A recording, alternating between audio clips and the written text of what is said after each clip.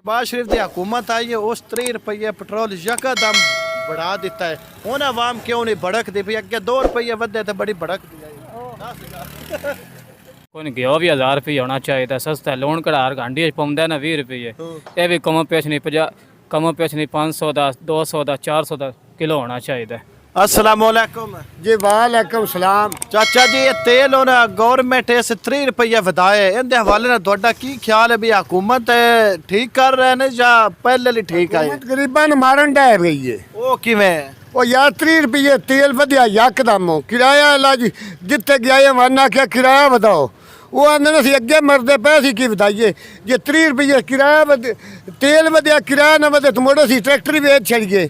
नहीं तुसी की किराया करते हो अपना? ओए मजदूरी करनी बिरावा केड़ी असा ते किराया करना है। चौल लाद लिया रेत लाद ली रेत आल गया तो उन्होंने आख्या जी असी अगे 1500 लेंदे अज उन्होंने 2200 जग्गा कर छड़िया। नहीं तुसी पहले आंदे भी नवाज शरीफ दी हुकूमत आवे दे मुल्क दे हालात ठीक करन दे, क्या नवाज शरीफ ठीक करन दे या इमरान खान ठीक है मुल्क वास्ते? अल्लाह दी जात ही सही करे दी ना इमरान का सही कीता साडा गरीबां दा सोचा तो नवाज शरीफ का दस लवान के तोबा मार छड़िया। ओ किवें? ओ यार वो 2-3 रुपये बदेना इन्हों कट्ठी 30 ठोके ने 15 ने मोट ठोक देंगे जदों दे आए ने कर्मा ऐसे कर्मा आए ने तेल लब्भा ही नहीं।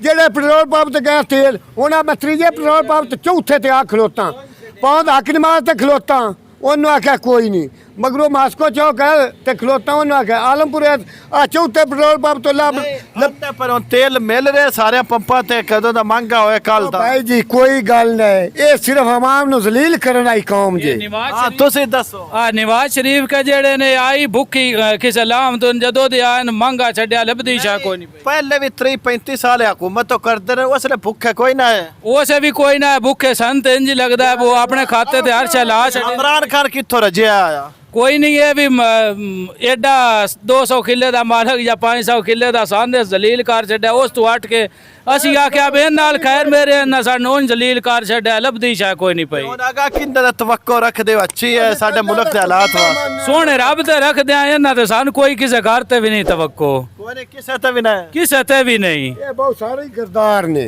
खुदा दी कसम है गिरदार ने।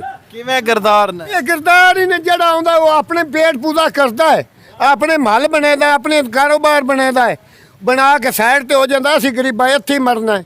जेड़ा बोझ साडे गरीबां ते पाउंदा जेड़े हुण कढदे वदे ने जलूस हो वो गरीबां ते आण के सर पाउंदा है। इन्हां चौधरीआं कोई नहीं पा वो जना तेल महंगा हो गया बिजली महंगी हो गई मजदूरी उसे 800 तो खलीए मजदूर जे सारी दवाई दाबड़ा चाहता 800 रुपया लेंदा 550 तो घ्यो है वो गरीब दी किवें काम चलेदा?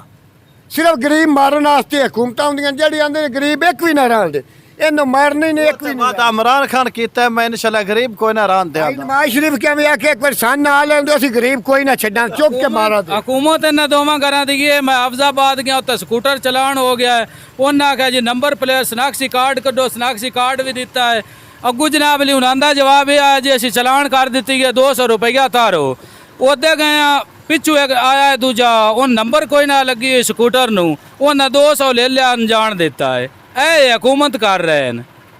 चाचा जी कह रहा है इस गवर्नमेंट 30 रुपये तेल वधाए उस ते खुश हो? नहीं ओ किवें?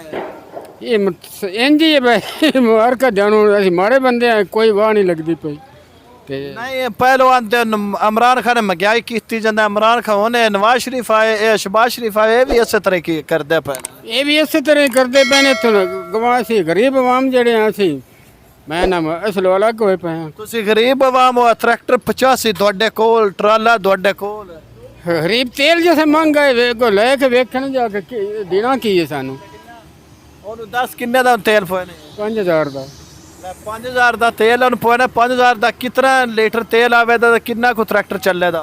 ਇਹ ਹੁਣ ਰੱਬ ਨੂੰ ਪਤਾ ਮੈਨੂੰ ਕੋਈ ਪਤਾ ਨਹੀਂ। ਇੰਨਾ ਸਾਫ ਤੇ ਹੁੰਨਾ ਚਾਹੀਦਾ ਟਰੈਕਟਰ ਡਰਾਈਵਰ ਨੂੰ। ਅੱਗੇ ਟੈਂਕੀ ਭਰੀ ਜਾਂਦੀ ਹੈ 5 ਨਾਟ ਹੋਣੀ ਅੱਧੀ ਵੀ ਨਹੀਂ ਹੋਣੀ ਇਹ ਗੱਲ ਹੈ।